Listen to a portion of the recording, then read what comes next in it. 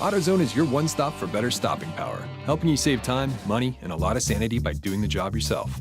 Now, to do the job right, you'll need the following tools, which can all be found at AutoZone, including a caliper compression tool and a torque wrench, which are both available through AutoZone's Loan a Tool program. Before you begin, you'll want to refer to the precautions section in your car's owner's manual for any special callouts or warnings. It's also a good idea to have a repair manual on hand to refer to during this job and any future jobs you decide to tackle. AutoZone recommends wearing safety glasses and gloves during your repair. And while not all new brake pads come with hardware, you can always pick some up at AutoZone. At any time, feel free to use the description section to jump ahead in the video. And while you're not changing your rotors today, now is a great time to check them for any irregular wear patterns or signs that they need to be replaced. Before you install the new, you have to take off the old.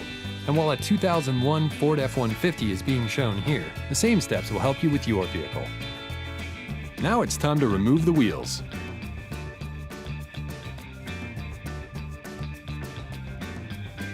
Safety first. You always want to chalk the wheels that you're not working on. Check the owner's manual for factory-approved jack points. Then place the jack under one of the recommended jack points. Raise your vehicle just enough to take some of the weight off the wheel. The tire should remain touching the ground.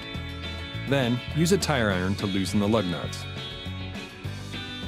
You can use the tire iron that came with your car, or you can grab a Duralast tire iron from AutoZone as shown here. Raise your vehicle to the appropriate height, then place the jack stand under the vehicle, near where the jack is touching it.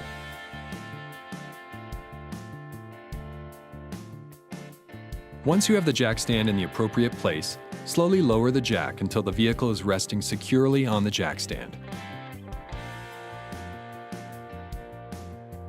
Now, completely remove the lug nuts and take off the wheel.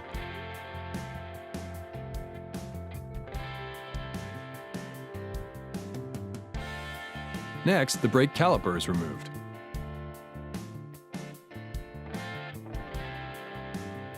Before the caliper can be removed, the caliper piston might need to be pushed back to clear the rotor, and a flathead screwdriver or an angled pry bar tool is all you need.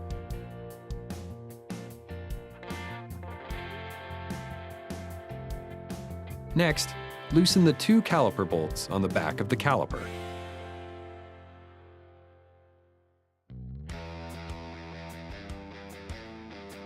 Once both of the caliper bolts have been removed, the caliper should be free to slide off of the caliper bracket. It's a good idea to set the caliper out of the way or use a hanger or bungee cord to keep the brake line safe and free from any stress or tension. And if you'd like, you can grab your flathead screwdriver and remove the old hardware.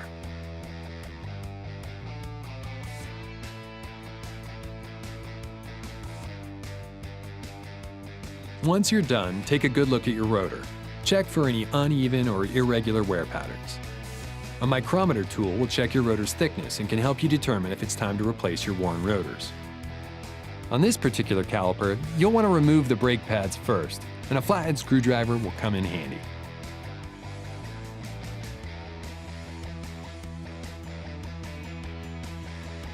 If you want, you can leave the brake pad that sits against the caliper piston in place to help with caliper compression.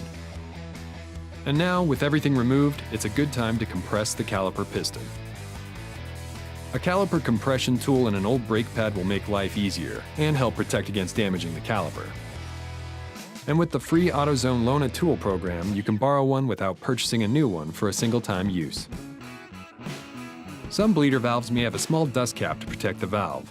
Make sure to remove the valve cap first. Then, use your 10mm socket wrench to open the bleeder valve. This is what allows the brake fluid to come out. You'll want to use a brake bleeder kit or a drain pan to catch the brake fluid, and try to make sure no brake fluid gets on any painted surfaces. Use the caliper compression tool to compress the piston until it stops. Then wait until all the fluid is done coming out.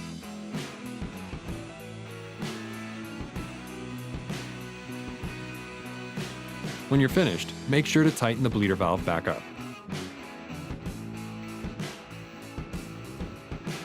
Now you can remove that last brake pad with your flathead screwdriver.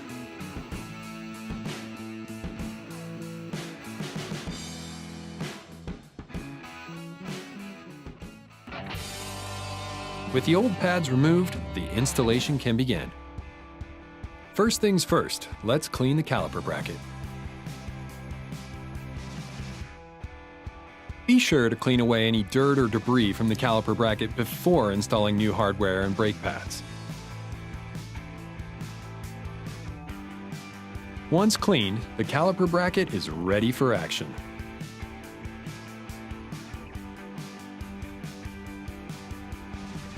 Now, install the new brake pad hardware.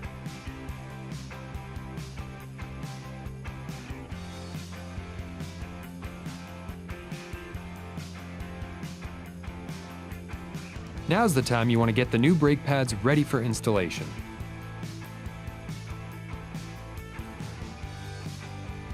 Make sure you apply brake grease to your brake pads where the pads fit into the hardware, but also make sure not to get any grease on the side of the pad that contacts the rotor.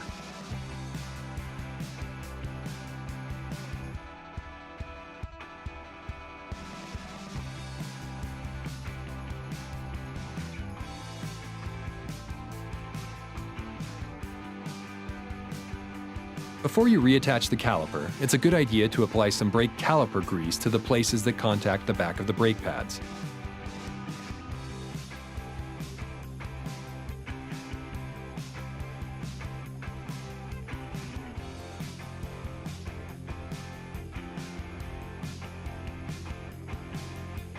Now you can install the new brake pads into the caliper.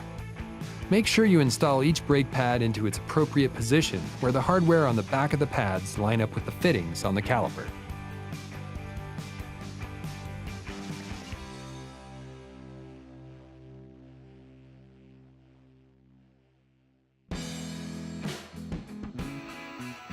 Next up, installing the caliper. Before installing the caliper, make sure the brake hose didn't get twisted during any of the prior steps. The brake hose should be free of any loops or twists once installed. A twisted brake hose can obstruct the hydraulic fluid from applying pressure to the caliper. The caliper is reattached by pivoting the caliper into position. And now you're ready to reattach the caliper bolts. It's also a good idea to grease the caliper bolts if they need it. Now you can tighten the caliper bolts to the right specifications, which can be found in the repair manual.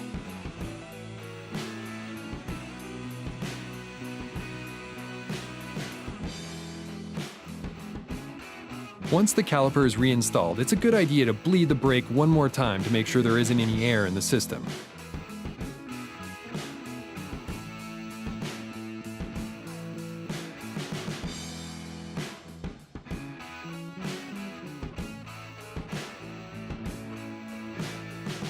Then, tighten the bleeder valve with your 10mm socket wrench. Last but not least, it's time to throw the wheel back on.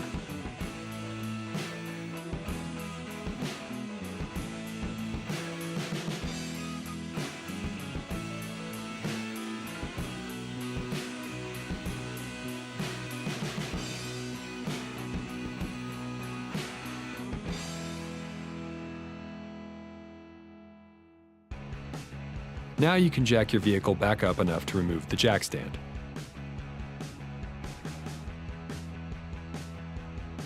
Once you've lowered your vehicle all the way so the wheels are securely on the ground, you're ready to tighten the lug nuts.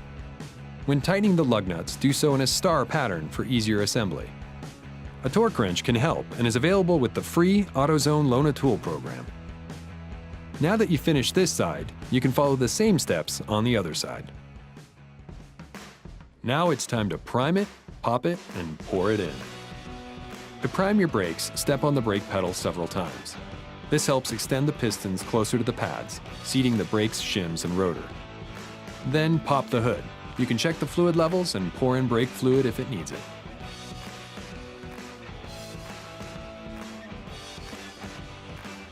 And remember, it's a good idea to follow the 30-30-30 rule to brake in your new brakes. And be sure to check out our other DIY videos on our official AutoZone channel. Thanks for watching. Get in the zone, AutoZone.